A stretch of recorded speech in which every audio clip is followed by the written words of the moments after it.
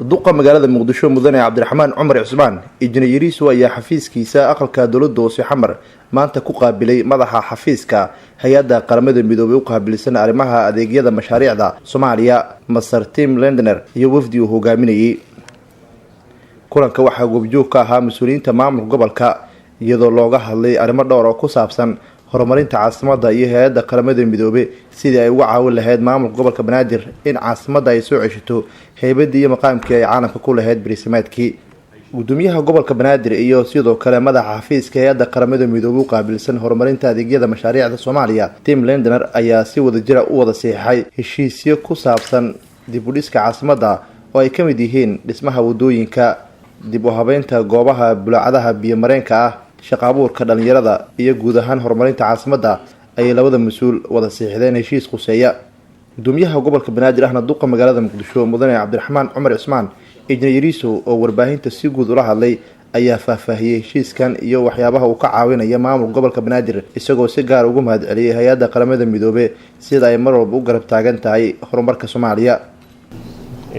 aan halkan ku wada saxiixanay heshiiskaas oo dhigaya in magaalada Muqdisho aan dhawaan ka bilaabi doono 19 wadooyinka loo yaqaano interlockska oo 7 degmo laga hirgelin doono, isla markaana hay-addan qaramada midoobay loo gartay inay noqoto cidda hubinaysa wadooyinkaas in loo dhisi doono sidii loogu talagalay, hubinaysa tayada, isla markaana la shaqeyn doonta maamulka gobolka iyo shirkadda ku guuleysan doonta inay dhisto wadooyinkaas.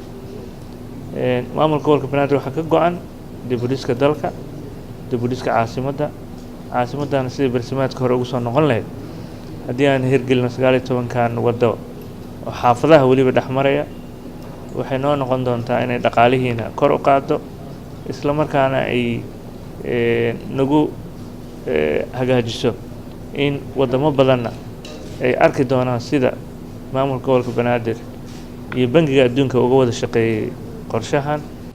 madaxa xafiiska hay-adda qaramada midoobay u qaabilsan arrimaha horumarinta adeegyada mashaariicda Soomaaliya Tim Lendner oo dhankiisa warbaahinta la hadlay ayaa tilmaamay in qaramada midoobay ay diyaar u tahay wax walba oo quseeya horumarka Soomaaliya si Soomaaliya ay mar kale cagaheeda ugu istaagto.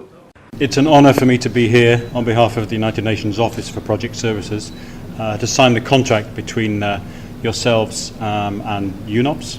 anigoo ku hadlaya magaca xafiiska jamciyadda qurumaha ka dhaxaysa u qaabilsan taageerista adeegyada mashaariicda aad ayaan ugu faraxsanahay heshiiskan ay wada saxiixanayaan xafiiska iyo adiga kaasi oo lagu taageerayo horumarinta magaalada Muqdisho.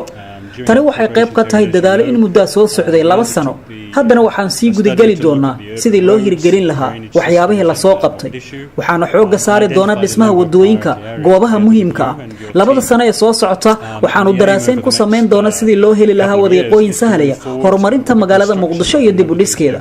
sidoo kale waxaa fursad loo abuuraya dhalinyarada Soomaaliyeed ee shaqo si loo qaado tallaabo horumarineed oo ay ku naaloodaan shacabka iyo guud ahaanba caasimadda. mudane gudoomiye adna waan kaaga mahadcelinaynaa sida wanaagsan oo aad inoola shaqeynayso. I thank you very much indeed for providing us the opportunity and for allowing us to work in close coordination and partnership with you. Nuur Saciid Taariil, warbaahinta qaranka Soomaaliyeed, magaalada Muqdisho.